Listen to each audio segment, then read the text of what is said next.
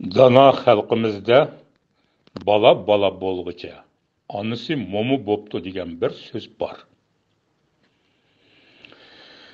Demisimi bir balını ata-ana dunyoga akilib, uni beqib, tarbiyalab, o'qitib, qatorga qo'shish qanchalik hashamatlik va millat oldidagi javobgarlik ish. O balalar bizning kelajagimiz, bizning izbosarlarimiz, bizning mo'malarimiz, bo'g'larimizning bizga qoldirgan miroslarini davomlashtiruvchilardir. Şüphesizki bizmi millat sifatida texmi rivoj tepib, yaxshi yashash, bilimga intilish albatta bu dunyoning hayotlik qonunlariga uyg'un bo'lsa kerak. Demak, shundoq ekan, mening to'xtalmoqchi bo'lgan masalam bizning yoshlarimizning kelajagi va eng xo'shallik, eng javobgarlik nikah masalasidan keyingi hayot yo'lidir. Çünkü bugün nikahdan ilgari köyüp pişip, nikahdan keyin bir-biriga düşmanga o'xshash qaraydigan yosh ayollar ko'payib ketdi. Mening anglashimcha 10 nikahning 4'i ajrashib, buning oqibatida farzandlar yetim qolmoqda.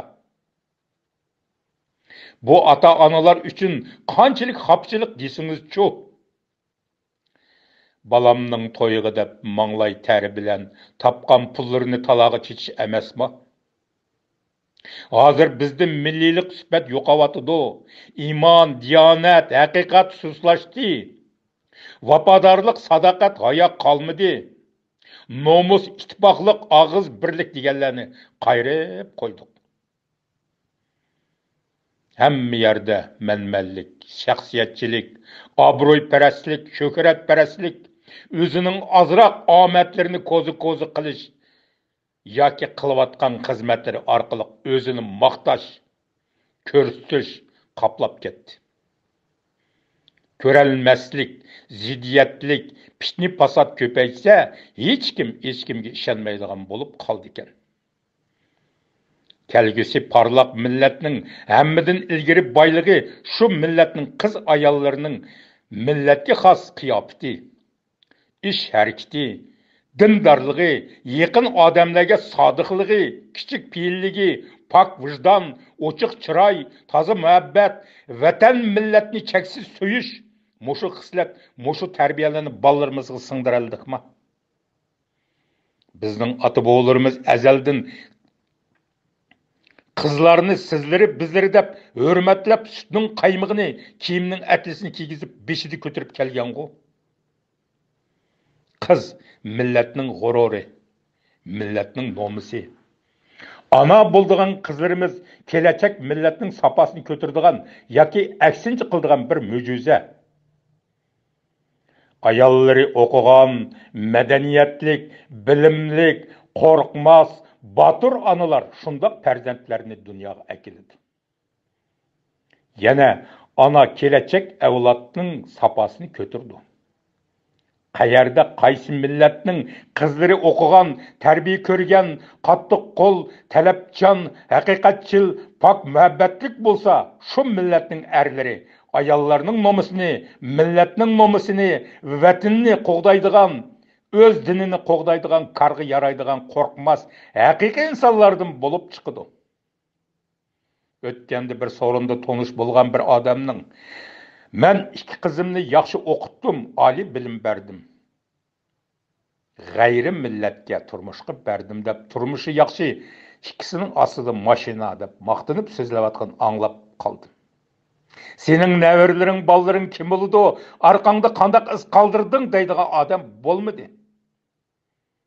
Demisim, men bargan 10 to'yning 3'i aralash nikoh bo'ldi.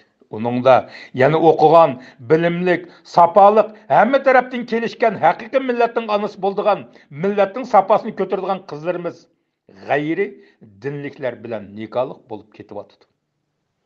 Biz ota-onalar bolalarimizga yaxshi mashinalarni elib berishga, ajoyib imoratlarni, ajoyib dunyolarni miros qoldirishga qarzda emas. Bolalarimizni sog'lom badallik, aqllik, g'ururlik, Vijdonliq qilib tarbiyalashga biz qarzdor. Yana bolalarimizni qo'rqanchoqlardan emas, o'z ko'z qarashlarini dodil o'ttirg'a qo'ya oladigan, har qanday o'y fikrlarni dalling etalaydigan, g'ururliq, umidvor, hayotni qadrlaydigan, vatan millatni cheksiz so'yadigan, boshqalarga yordam qilishni xo'shalliq deb biladigan, rost gap qiladigan, degan va'dasida turadigan, o'zi suygan muhabbatiga sodiq, kitob o'qishni, bilimga intiladigan va millatning nomiga kir keltirmaydigan yoshlarni yetishtirish bizning vazifamiz. Tatar olimi Rizoiddin Xavidin Oila nomli kitobida mundoq degan: Oila ayoldan iborat. Chunki oilaga bosh rol bo'lg'uchi, oila faoliyatini jonlantirg'uchi, oilaning tizgini tutquvchi ayol bo'lib hisoblandi. Ayol oilaning baxti, xo'shalligi, oilaga mehr shafqat yog'dirg'uchi, ziddiyatlarni yarashtirg'uchi qozi. Aqlsiz, tarbiyasiz ayoldan tarbiya olgan bola jamiyat va xalqning maktabning mushkuli. Ana quchog'i farzand uchun birinchi maktab.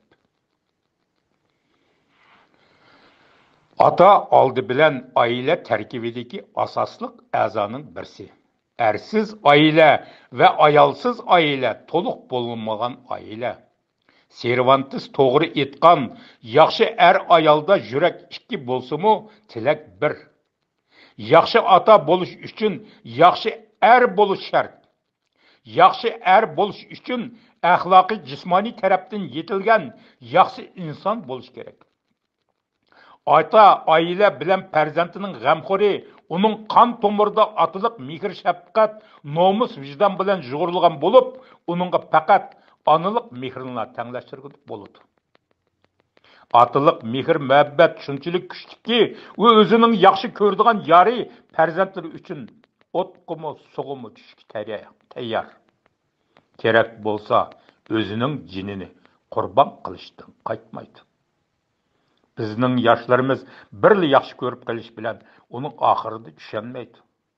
Bizning yigitlarimiz yor tanlaganda uning kiygan kiyimi yoki ostidagi mashinasi uning moddiy boyligi ko'ngil bo'lmay, balki pok diyonatlik, muhabbatga sodiq, yaxshi oilaning tarbiyasini ko'rgan, boshqa kun tushganda o'z yoriga sodiq bo'la oladigan qizni tanlash kerak.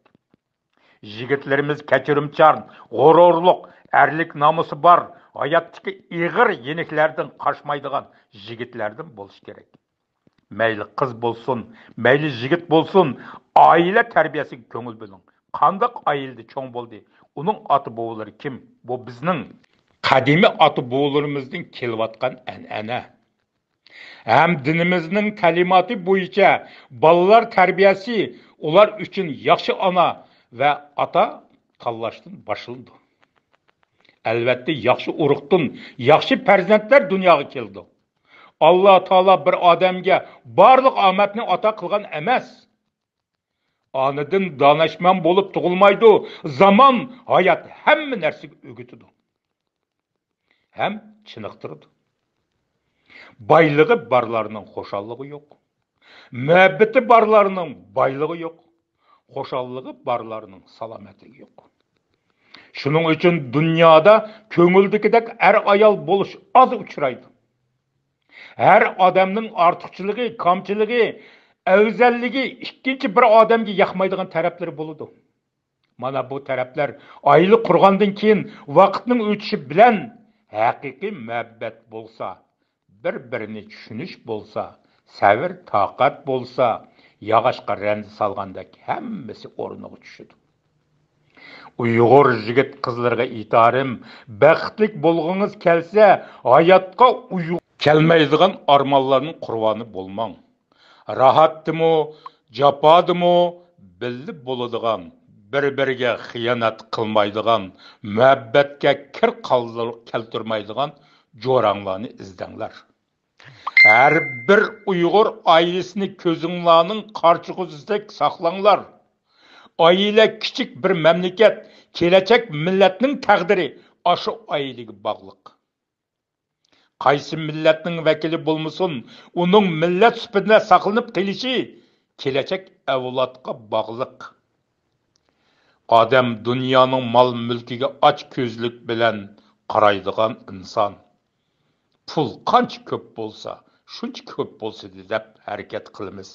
Afsus, biz o'zimizmi shu dunyoga vaqtliq mehmon ekanligimizni unutib qolamiz. Hayotda ko'p xatoliklarni o'tkazamiz. Biroq nikah masalasi, din va millatni saqlash masalasi kelganda bu cho'ng xatoliklarni tushunmaymiz. Bizning hammamizda vijdon degan bor. O seni hech qachon aldamaydi. Şu vicdan bilen hayat keçirsanglar, xalqimizning haqiqiy o'g'loni qizdirib bo'lolaysizlar. Shuning uchun bolalarimizga, nevaralarimizga, chavirlarimizga milliy tarbiyani berishda har vaqt ko'ngil bo'layli og'illar. Bir avlod bular o'tkazgan xatolikni bir necha avlod atalar tartib keldik. Endi biz o'tkazgan xatolikni gelecek avlod kechirmaydi. Az dikin.